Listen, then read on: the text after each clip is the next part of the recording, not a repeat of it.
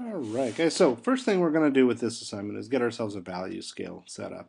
I like using just whoa, that's not a straight line at all. I like using a straight edge. Getting it set up like that, and then maybe like 1, 2,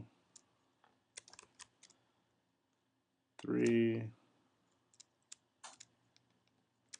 4, 6. See, Photoshop does that, but in real life drawing, you never get that weird diagonal line.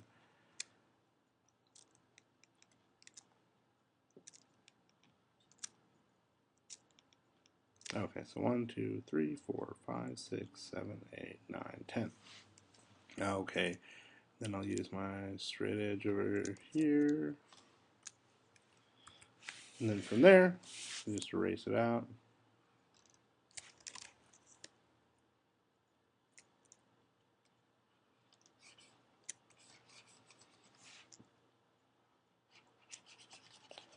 Alright, so then the next step is to get your charcoal or pencil ready.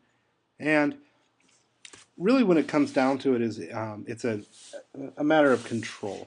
And there is a tendency for people to want to just smash it in there and start with black and then slowly ease up and do one pass. And it usually looks like they did one pass.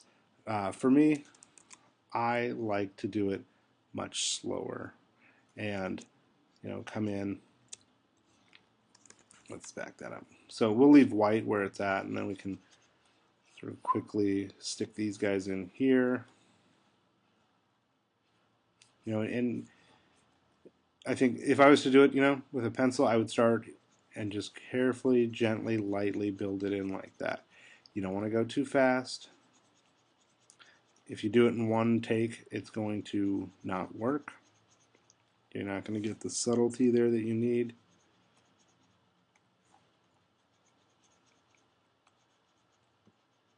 Alright, so that's nice, smooth transition. Not smooth enough. Right? It doesn't get dark enough, so we have to do it again.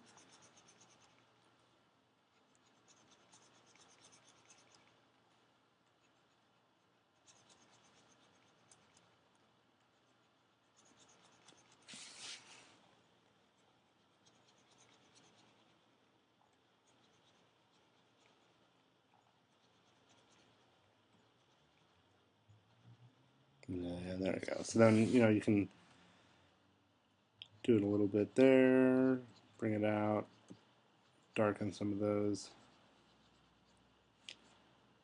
And there we go. So from there, again, take our eraser, clean things up.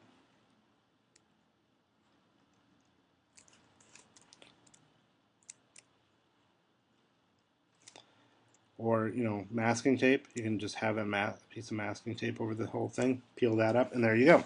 Okay, so that's the first step, is getting your value scale in there. And I did it, again, Photoshop's kind of weird because it's not quite the same thing at all, but the idea is still there, where you're taking it and slowly, gradually building up your value.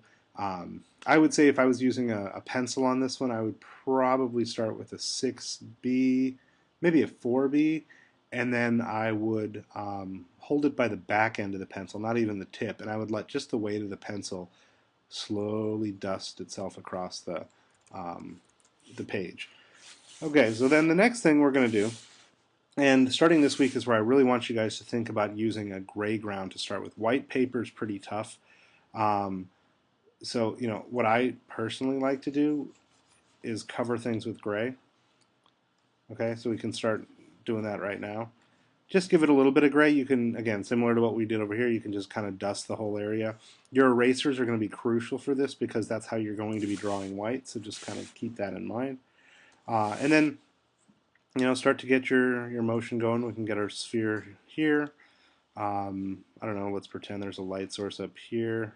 So shadows are going to be coming in on this end, highlight's going to be here, and we're going to be having shadows coming off the back like so.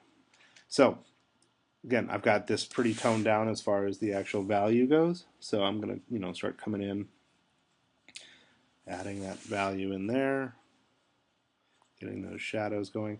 And I know people like to use their blending stumps. I personally am not a fan. I always feel like they it takes away some of the texture and the movement of your drawing process, and I don't like that. But if you guys want to use them, by all means, like that's absolutely okay. It's a good tool to at least understand how to use. Um, so then this will be my eraser here. So then we can start to come in with the eraser, and this is where the gray that you laid down before is really nice. Is the gray erases out. You can start to get rid of that contour line that's sort of showing up there, right? Smooth things out with the eraser. If I do use anything, it's the eraser because it still leaves a bit of a mark. And we'll go black. Get some of those shadows going in there. Drag it out underneath. I like using a horizon line on this particular assignment, and the reason for that is it allows me to build up value very quickly up top, and this is how I like to define the edge of the sphere. Right, if we have a white highlight on a white ground, sometimes it's harder to see, but this way you can get that nice dark graphite going on there. Get in there like so.